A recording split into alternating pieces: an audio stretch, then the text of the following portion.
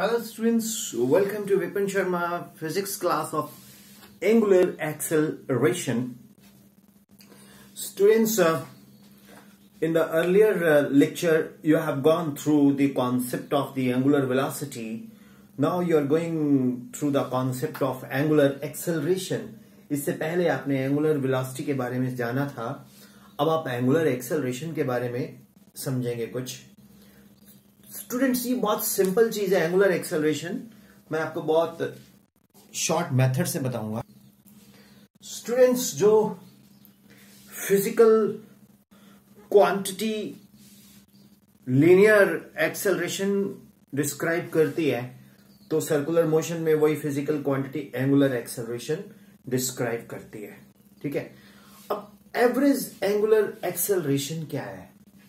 पहले हम आपको एंगुलर एक्सेलरेशन बताता हूं. इसको हम लोग अल्फा से रिप्रेजेंट करते हैं. हमारे जितने भी नोटेशंस हैं फिजिक्स के अंदर वो हैं सारे ग्रीक. अल्फा, बीटा, गामा, ईटा, थीटा, पाई, साई, ओमेगा, कर्ली, टाउ, जाई, काई, जीटा, ईटा एक्सेट्रा. आप कभी नोएडा जाइए, दिल्ली एनसीआर में, तो वहां पर आपको सेक्टर ही मिलेंगे. अल्फा, बीटा, गामा, ईटा, जेटा, राइट, काई. वो हाँ जी सर, वो बहुत अच्छा लगता है मुझे जब हमारे फिजिक्स के अंदर ग्रीक लेटर्स से अल्फा, बीटा, गामा, ईटा से वो उसको रिप्रेजेंट करते हो. एक अजीब सी फीलिंग आती है उस सिटी में जाके कि हाँ यार, आप किसी मतलब ऐसे लगता है जैसे किसी पढ़े लिखों के शहर में आ गए. Alpha sector, beta sector, gamma sector, zeta sector, eta sector, right. Anyway, बड़ा अच्छा लगता है मेरे को. तो मेरे लेक्चर रहते हैं कई बार वहां बहुत सारी जगह पे, तो आई use to visit.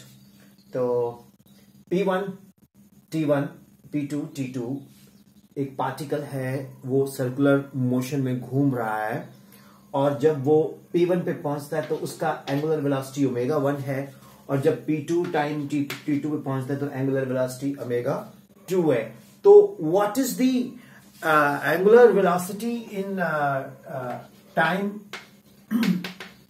T2 to T1, that is delta T, T2 minus T1.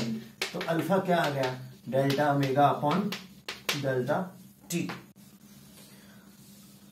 Simple. Angular acceleration is angular velocity per unit time taken. Angular velocity per unit time taken. That is delta omega upon delta t. Omega 1 is the angular velocity at the time t1. Omega 2 is the angular velocity at the time t2. So delta omega is equal to delta omega 2 minus omega 1, and delta t is what? T2 minus T1. तो alpha is what? Delta omega upon delta T. अगर मैं average angular velocity की बात करूं, average angular velocity, तो इसको हम alpha bar से रिप्रेजेंट करते हैं. इसको हम किससे रिप्रेजेंट करते हैं? अल्फा बार से. तो average angular velocity is defined as that ratio of change in angular velocity per unit time. Change in angular velocity omega, delta omega, the time when the particle undergoes this change. So basically average angular velocity is what? Change in angular velocity to the time it has taken to undergo that change. अब आपको instantaneous angular velocity define करवाते हैं. Instantaneous angular velocity, limit delta T tends to 0, तो alpha is equal to ddT of omega. यानी कि अगर आप instant average acceleration की या इक्वेशन 1 से ले लो, from equation 1, limit delta T tends to 0, तो delta omega upon delta T becomes D omega upon D T. कौन सा यार को रॉकेट साइंस है, सिंपल सी चीज है, आपको समझा रहा हूं मैं. आ गया? ये क्लियर है? अब इसके यूनिट्स क्या होंगे? आपको पता है कि ओमेगा रेडियन पर सेकेंड है, तो अल्फा के यूनिट्स क्या होंगे? रेडियन पर सेकेंड डिवाइडेड बाय सेकेंड, तो ये बन गया रेडियन अपॉन सेकेंड स्क्वायर। अरे यार, जैसे मीटर पर सेकेंड स्क्वायर लीनियर एक्सेलरेशन होता था, ऐसे रेडियन पर सेकेंड स्क्वायर एंगुलर एक्सेलरेशन हो गया। ठीक है, मुश्किल तो नहीं? मेरे को तो नहीं, इतना तो सिंपल है यार। इसको भी अगर आप मुश्किल बोलोगे तो कमाल करते हो। अब what is uniform angular acceleration?